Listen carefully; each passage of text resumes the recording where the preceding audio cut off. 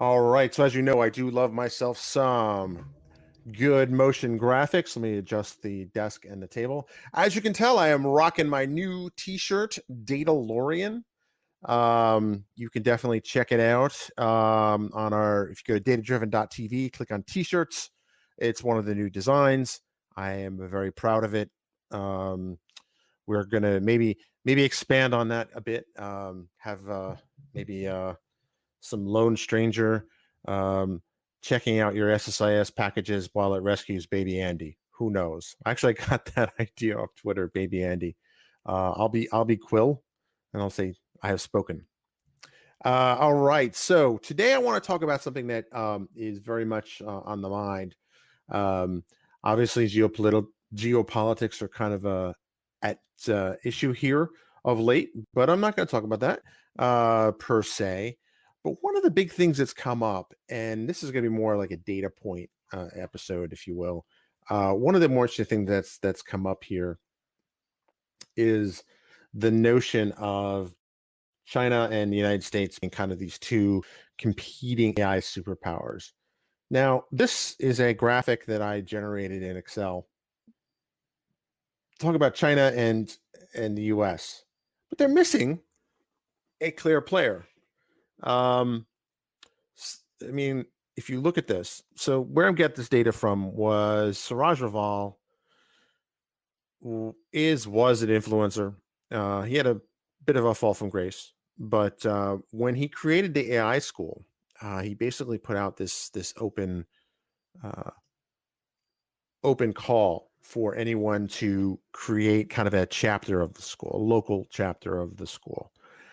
And I was the one of the founders of the AI school here in the DC area, and I took all the raw data from the list that they had, and basically took the cities here that were there, and I used Excel to took all the dump of this, create a CSV of all the places where this was. Some of these are kind of parodies, but the data wasn't great. But I was able to create a 3D map or a map here. And if you didn't know, this has been in Excel since version 2016.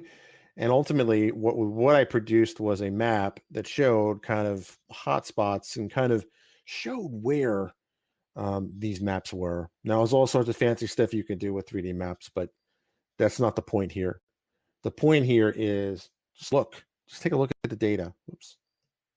So looking at the world, you can kind of see what particular region has a lot of hotspots. Not surprisingly, the west coast of the United States, Northeast, some bits there.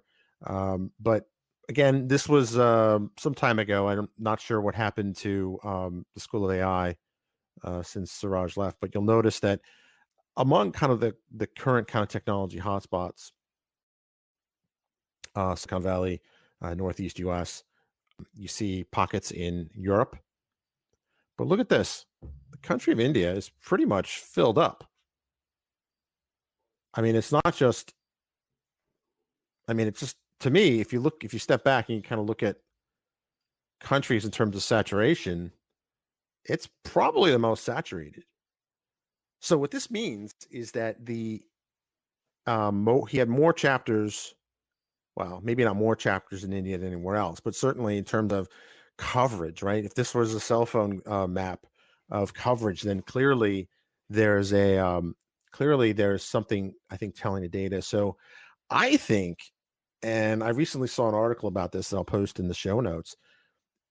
Anyone talking about the U.S. versus China as kind of the leaders in AI, I think really needs to reinvestigate their data because they're leaving out at least one key player in this industry.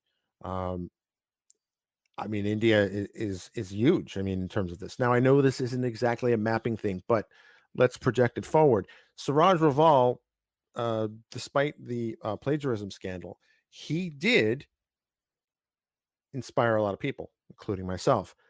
And for every person inspired, or every 100 people inspired, one or two of those folks are going to start a company one of these days. One or two of those folks that did start a company may take a may make the next Facebook, may make the next Uber.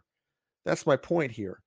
Take a look at the map, and you'll see that there's definitely a key player in this country or that country type discussion that's being left out of the equation. I don't know. I think this is it's definitely worth talking about. So let me know in the comments what you think. Maybe I'll make this a full on episode. I'm not sure yet. Definitely, I probably should have loaded up on caffeine before because it's been a long day. The my one of my kids got sick today, so of course everybody's freaking out because he has a fever and COVID. Such is the life during a pandemic. But with that, you have a great night.